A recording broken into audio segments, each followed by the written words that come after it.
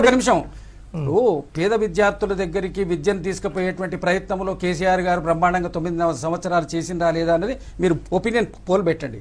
YS Rajasekhara Reddy గారు అయితే fee reimbursement scheme పెట్టినరో దానికి ఒక సీలింగ్ పెట్టి దాని ఫీజు రియంబర్స్మెంట్ పర్సంటేజ్ను కూడా తగ్గించి దాన్ని పూర్తిగా నీరు గార్చినటువంటి దాన్ని పూర్తిగా నీరు గార్చినటువంటిది కేసీఆర్ గారు. వైఎస్ రాజశేఖర రెడ్డి గారి సమయంలో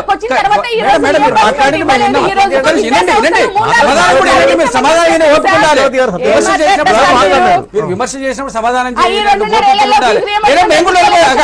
మాట్లాడేసేపు మేము కూడా మాట్లాడతాం.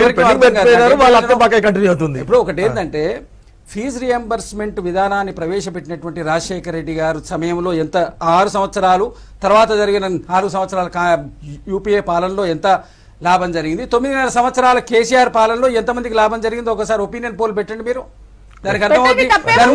ఇంకొక విధానం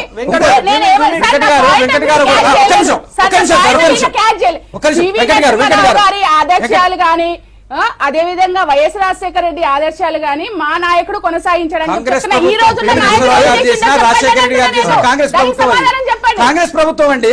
ఒక్క నిమిషం, వారు బీజేపీ మిత్రులు ఒక మాట చెప్పిండ్రు ఏంటంటే మేము ఏదైతే 12 సంవత్సరాల్లో మాత్రమే విద్యా విధానంలో మార్పులు వచ్చినాయి, అంతకుముందు విద్యా విధానం అనేదే సరిగ్గా లేదని చెప్పి వారు మాట్లాడుతున్నారు. మీకు ఇంతకుముందే నేను ప్రస్తావించిన పివి నరసింహరావు గారు మానవ వనరుల శాఖ కింద దాన్ని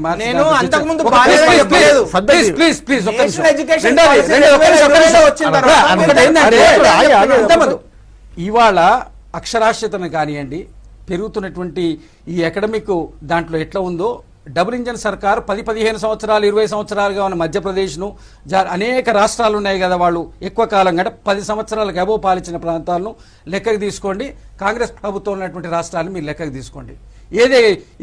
ఏది ముందున్నది అర్థమవుద్ది. ఎక్కడ పెట్టిందండి కేంద్ర ప్రభుత్వం విద్య మీద పూర్తి నిర్లక్ష్యం చేసి సమాధి చేస్తున్నారు, గురుకులాలను పక్కన పెట్టారు అని. గురుకులాలను సమాధి చేసేటువంటి సమస్య లేదండి. ఇవాళ ఇంటిగ్రేటెడ్ స్కూల్ అనేది పెట్టింది ఇంటర్నేషనల్ స్టాండర్డ్స్ తోటి పెట్టిండ్రు. ఒక్క నిమిషం సార్, ఇంటర్నేషనల్ స్టాండర్డ్స్ తోటి ఇవాళ ఇండియా స్కూల్ అనేది ఇంటర్నేషనల్ స్టాండర్డ్స్ తోటి పెట్టిండ్రు. గురుకులాలు ఇంటర్నేషనల్ స్టాండర్డ్స్ తోటి పెట్టినటువంటివి కాదు.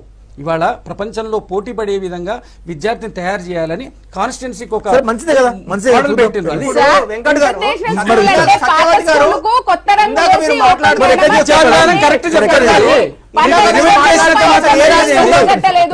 ఏ రాష్ట్రంలో డెవలప్మెంట్ ఉన్నదని అడుగుతున్నారు కదా మీరు. మధ్యప్రదేశ్ వెళ్ళండి, గుజరాత్ వెళ్ళండి, ఉత్తరప్రదేశ్, ఎవరైతే బీమారు స్టేట్స్ అని మనం మాట్లాడుకుంటుండే ఒకప్పుడు, ఉత్తరప్రదేశ్, బీహార్, ఈ అన్ని రాష్ట్రాలలో మీరు బడ్జెట్ లో వాళ్ళు ఎంత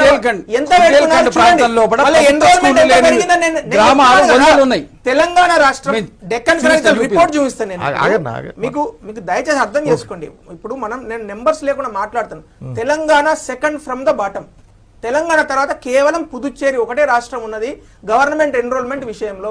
నేను చెప్తున్న మాట కాదు, నీతి ఆయోగ్ రిపోర్టు, నేను డెక్కన్ క్రానికల్ ఐఎమ్ కోటింగ్.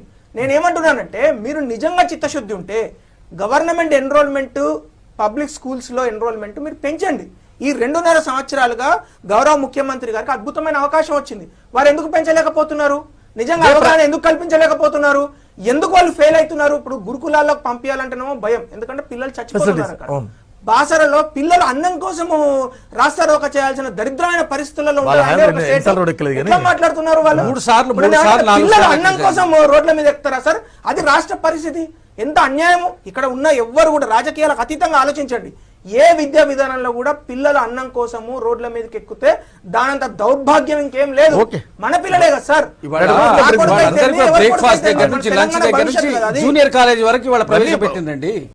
దాంట్లో ఏమి వెంకట్ గారు రాష్ట్ర ప్రభుత్వం రిఫార్మ్స్ అంటున్నారు, బ్రేక్ఫాస్ట్ ఇస్తున్నాం, లంచ్ ఇస్తున్నాం, జూనియర్ కాలేజెస్ సమయం లేదు. 50 సంవత్సరాలు తెలంగాణ ప్రజలు సర్ అంటే ఒక పార్టీలన్నీ వణికిపోతున్నాయి దేశవ్యాప్తంగా. మీరు పశ్చిమ బెంగాల్